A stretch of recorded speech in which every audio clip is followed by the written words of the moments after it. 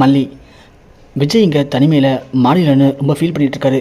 அதை பார்த்து மல்லிக்கு ரொம்ப கஷ்டமாக இருக்குது. விஜய், என்னாச்சு விஜய், ஏங்க நின்றுட்டுருக்கீங்க?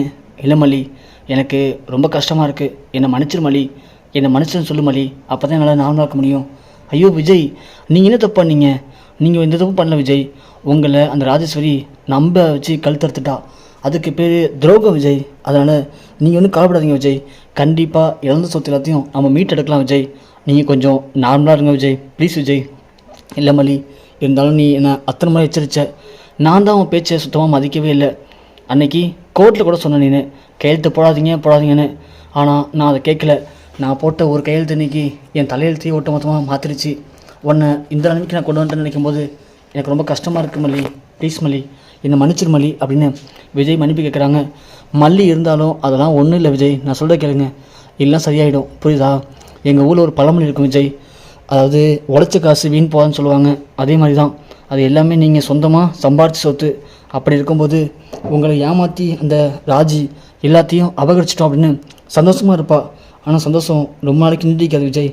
கண்டிப்பாக நீங்கள் என்ன பாருங்கள், நாம் இழந்த சொத்து எல்லாத்தையும் மீட்டெடுப்போம் விஜய் அப்படின்னு மல்லி இங்கே விஜய்க்கு சப்போர்ட் பண்ணுறாங்க.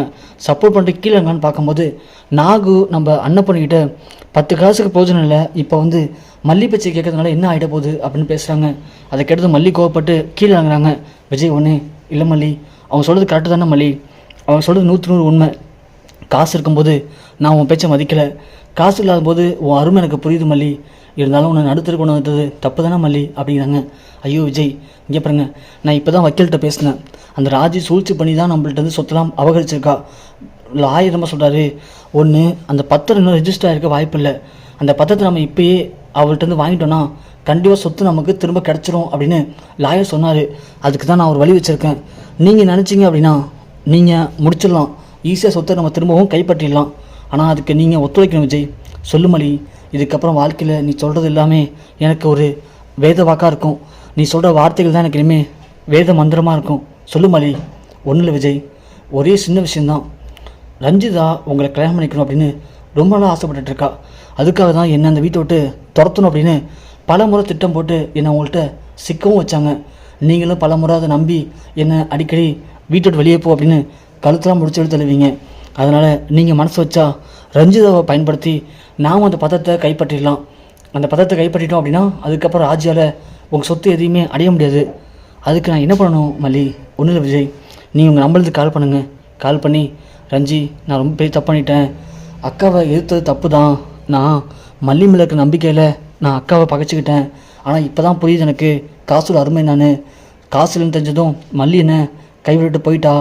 நான் இப்போ ஒரு ஹோட்டலில் தங்கியிருக்கேன். நீ மட்டும் மனசு வச்சேன்னா நாம் 2 பேரும் மேரேஜ் பண்ணிக்கலாம். மேரேஜ் பண்ணிவிட்டு நம்ம பழைய சொத்து மீட்டெடுத்து நாம் சந்தோஷமாக இருக்கலாம். நீ நானும் மேரேஜ் பண்ணிக்கலாம் ரஞ்சி. ஆனால் நம்ம சொத்துலாம் வேணும்ல, அதுக்காக நீ என்ன பண்ணுற? ராஜ்யமாக வச்சுருக்காங்களே பத்திரம், நான் கையெழுத்து போட்ட பத்திரம், அந்த பத்திரத்தை மட்டும் நீ அவங்களுக்கு தெரியாமல் எடுத்துகிட்டு வந்துடு. நாம் 2 பேரும் ரிஜிஸ்டர் மேரேஜ் பண்ணிக்கிட்டு அதே வீட்டில் சந்தோஷமாக வாழலாம் அப்படின்னு நீங்கள் சொல்லுங்கள். நீங்கள் சொன்னீங்கன்னா கண்டிப்பாக ரஞ்சி அந்த பத்திரத்தை எடுத்துகிட்டு தான் வந்துடுவா. அந்த பத்திரம் மட்டும் நம்ம கையில் கிடைச்சா போதும், அதுக்கப்புறமா ஈஸியாக ராஜியை நம்ம கவுத்தரலாம் அப்படின்னு மல்லி சொல்கிறாங்க. விஜய் யோசிக்கிறாரு. மல்லி ஒன்று, என்ன விஜய், என்ன யோசிக்கிறீங்க? முடியாதுன்னு நினைக்கிறீங்களா? ப்ளீஸ் விஜய், இது ஒன்றும் ஏமாற்றப்படுறது கிடையாது. அந்த ரஞ்சி உங்கள் மேலே ரொம்ப ஆசையாக இருக்கா. அவளுக்கு ஏற்கனவே தெரியும்ல உங்களுக்கு கல்யாணம் ஆயிடுச்சுன்னு. தெரிஞ்சு உங்கள் மேலே ஆசைப்பட்றானா அதுக்கு பேர் சொல்லுங்கள் பார்க்கலாம். நீங்கள் அவங்க நம்மளை ஏமாற்றி தான் முட்டாளாக்குறாங்க. அதுக்காக நாமளும் அவங்கள ஏமாற்றி முட்டாளாக்குறதுல தப்பு இல்லை விஜய். சொல்லுங்கள் விஜய் அப்படின்னு கேட்கும். விஜய் உடனே, சரி மல்லி, கண்டிப்பாக பண்ணலாம் அப்படின்னு சொல்கிறாங்க. காலையில் ஏஞ்சோடனே விஜய் ரஞ்சிக்கு கால் பண்ணுறாரு. ரஞ்சி உடனே, எதுக்கு இப்போ மாமா கால் பண்ணுறாங்க அப்படின்னு ராஜுக்கு தெரியாமல் பேசுகிறாங்க. சொல்லுங்கள் மாமா. ரஞ்சி, என்ன ரஞ்சி, நீ என்னை ஏமாற்றிட்டால? இல்லை மாமா, அது ரஞ்சி, மல்லி சொத்தெல்லாம் போயிடுச்சுன்னு தெரிஞ்சதும் என்னை அம்போன்னு விட்டுட்டு போயிட்டா. நான் இப்போது நம்ம ஊருக்கு வெளியே இருக்கிற ஒரு டவுனில் தான் தங்கியிருக்கேன். நான் சொல்கிற அட்ரஸ் நீ வழியா ரஞ்சி, நீ நானும் மேரேஜ் பண்ணிக்கலாம் ரஞ்சி. இனிமேல் எனக்கு நீ தான் ரஞ்சி எல்லாமே. ஏன்னா சொத்து இல்லைன்னு சொல்லி அவள் போயிட்டா. அட்லீஸ்ட் நீ உதவி பண்ணனா திரும்ப சொத்து எல்லாத்தையும் நான் மீட் எடுத்துருவேன். அதுக்கப்புறம் நீ நானும் மேரேஜ் பண்ணி சந்தோஷமாக வாழலாம் ரஞ்சி.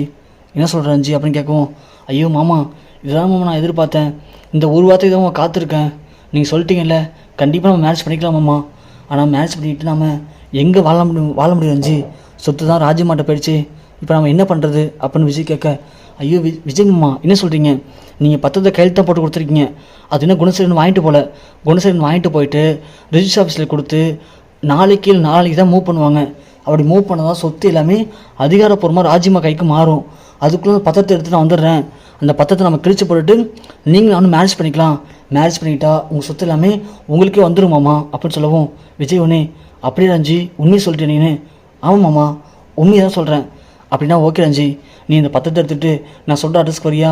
நான் இப்போ அங்கே தான் தங்கியிருக்கேன், நான் உடனே ரிஜிஸ்டர் மேரேஜ் பண்ணிக்கலாம் அப்படின்னு விஜய் சொல்ல ரஞ்சி உடனே சரிங்கம்மா நான் உடனே வரேன் அப்படின்னு ராஜுக்கு துரோகம் பண்ணிவிட்டு ராஜ் வச்சுருந்த பத்திரத்தை எடுத்துகிட்டு ராஜுக்கே தெரியாமல் கிளம்பி விஜய் சொல்கிற அட்ரஸ்க்கு போகிறாங்க.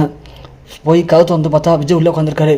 மாமா இந்தாங்க மாமா இதான் பத்திரம் அப்படின்னு சொல்லவும் டக்குன்னு கை தட்டிக்கிட்டு நம்ம மல்லி வெளியே வராங்க. வெளியே வரவும் அரவிந்த் கதவு மூடிடுறாரு. அண்ணன் பொண்ணு வெளியே வராங்க.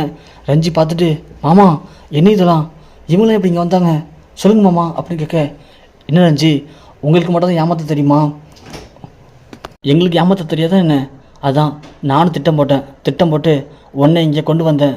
எப்படி அந்த பத்திரத்தை கொடு அப்படின்னு கேட்க, முடியாது மாமா, நீங்கள் என்னை கல்யாணம் பண்ணிக்கணும்னு சொன்னீங்க, என்னை கல்யாணம் பண்ணிக்கணும் பத்திரத்தை தரேன், இல்லை தரமாட்டேன், நான் இப்பயே ராஜி கால் பண்ணுறேன் அப்படின்னு நம்ம ரஞ்சி ஃபோன் எடுக்க மல்லி ஒன்று பத்திரத்தை பிடுங்குறாங்க.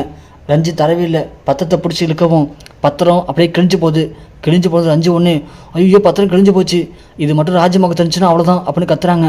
உடனே விஜய் இங்கே போகிற ரஞ்சி, இனி உன்னால் எதுவும் பண்ண முடியாது, பத்திரம் கிழிஞ்சு போச்சு, இனி சொத்து எல்லாமே எங்களுக்கு தான் அப்படின்னு சொல்லி விஜய் மல்லி எல்லாம் கிளம்பி நேராக ஸ்டேஷனில் போய் ஒரு கம்ப்ளைண்ட் கொடுக்குறாங்க. என்ன கம்ப்ளைண்ட் அப்படின்னா, இது மாதிரி ராஜேஸ்வரி அன்றைக்கி பேசினாங்க இல்லையா, விஜய் சொத்தை நான் அபகரிக்க போகிறேன் அப்படின்னு அந்த வீடியோ கொடுத்து இது மாதிரி என் மேலே கொலை முயற்சியில் இவங்க என்னை கொலை பண்ண பார்க்குறாங்க, என் சொத்தை தான் அபகரிக்க ட்ரை பண்ணுறாங்க அப்படின்னு ராஜி மேலே கொலை முயற்சி வழக்கு பதிவு பண்ணுறாங்க. பதிவு பண்ணது மட்டும் இல்லாமல் நேராக நம்ம விஜய் மல்லி கிளம்பி வீட்டுக்கும் போகிறாங்க. வீட்டுக்கு போனால் அங்கே நம்ம ராஜி ஒன்றே பிஸ்னஸ் பார்ட்னர்கள் கம்பெனியில் வேலை பார்க்குற ஆட்கள்லாம் கூப்பிட்டு இது மாதிரி விஜய் கம்பெனி என்கிட்ட ஒப்படைச்சிட்டான், விஜய் சொத்துல என்கிட்ட ஒப்படைச்சிட்டான், இனிமேல் நான் தான் உங்களுக்கு முதலாளி, நீங்கள் எல்லாம் எனக்கு ஒத்துழைக்கணும் அப்படின்னு ஒரு மீட்டிங் அரேஞ்ச் பண்ணியிருக்காங்க வீட்லேயே. விஜயை பார்த்ததும் ராஜுக்கு சம்மதிச்சு, அதுவும் போலீஸ் வந்திருக்காங்களே அப்படின்னு ராஜு வந்து என்னாச்சு சார் என்ன பிரச்சனை அப்படின்னு கேட்குறாங்க. இது மாதிரி நீங்கள் அவரை கொலை பண்ண ட்ரை பண்ணுறதாகவும் அவர் சொத்தெல்லாம் அபகரிக்க ட்ரை பண்ணுறதாகவும் அவர் உங்கள் மேலே கேஸ் கொடுத்துருக்காரு மேடம் அப்படின்னு சொல்ல, சார் இது எல்லாமே ஏன் சொத்து சார், எல்லாமே ஏற்கனவே அவன் என் பேரில் மாற்றி கொடுத்துட்டான் சார், அப்படி இருக்கும்போது எப்படி சார் அவன் சொத்தாகும் இது அப்படின்னு கேட்குறாங்க. உடனே விஜய் சொல்கிறாரு, அப்படியா அதுக்கான ஆதாரத்தை காட்டு பார்க்கலாம் அப்படின்னு சொல்ல, இந்த வரையிரு அப்படின்னு ராஜு போய் பார்க்குறாங்க. பார்த்த பதத்தை காணும். ராஜு பதட்டமாக வராங்க. சார் ஒரு கொஞ்சம் வெயிட் பண்ணுங்கள் சார், அவன் எழுதி கொடுத்த பத்திரத்தை காணும், நான் தேடி எடுத்துறேன் சார் அப்படின்னு சொல்ல, மல்லி ஒன்று ராஜி இந்த பத்திரமா அப்படின்னு காட்டுறாங்க. பார்த்தா விஜய் எழுதி கொடுத்த பத்திரத்தை மல்லி கிழிச்சு கையில் வச்சுருக்காங்க. அந்த பார்த்த ராஜுக்கு செம்ம ஆத்திரம். மல்லி அந்த பத்திரத்தை எப்படி நீ எடுத்த, ஏன்டி கிழிச்சு அப்படின்னு மல்லி கழுத்தை பிடிக்கிறாங்க. போலீஸ் சொன்னேன், என்னம்மா அவள் சொன்னது உண்மை தானே, அப்போ நீ வீடியோவில் பேசியிருக்க மாதிரி போலீஸுக்கு முன்னாடி அவங்களை கொல்ல ட்ரை பண்ணுற, இங்கே பாரு உனக்கு எவ்வளோ தைரியம் இருக்கும், வா ஸ்டேஷனுக்கு வா, நாங்கள் யாருன்னு உனக்கு லாட கட்டம் தெரிஞ்சிடும் அப்படின்னு ராஜி அரெஸ்ட் பண்ணுறாங்க. ராஜால் பதில் பேசவே முடியல. உடனே விஜய்கிட்ட போயிட்டு, தம்பி ப்ளீஸ் தம்பி, அக்கா ஏதோ அவசரத்தை இப்படி பண்ணிட்டேன்டா, என்னை மன்னிச்சிட்றா ப்ளீஸ் தம்பி, ஸ்டேஷன்லாம் போகிறான்டா தம்பி, என்னை காப்பாற்ற தம்பி அப்படின்னு கெஞ்சுறாங்க. விஜய் ஒன்னே, ஓ இப்போ தான் உனக்கு நான் தம்பி மாதிரி தரேனா, அப்போது என்னை வந்து சொத்தெல்லாம் ஏமாற்றி கழுத்தை பிடிச்ச விடுதல் நீ, அப்போ நான் உனக்கு தம்பியே தெரியலையா, சி நீலாம் ஒரு பொம்பளையா, நீலாம் மனுஷே கிடையாது, நீலாம் வெளியே இருக்கிறத விட உள்ள இருக்கிறது நல்லது, போடி போ அப்படின்னு கழுத்தை பிடிச்சி வெளியே தள்ளுறாரு விஜய்.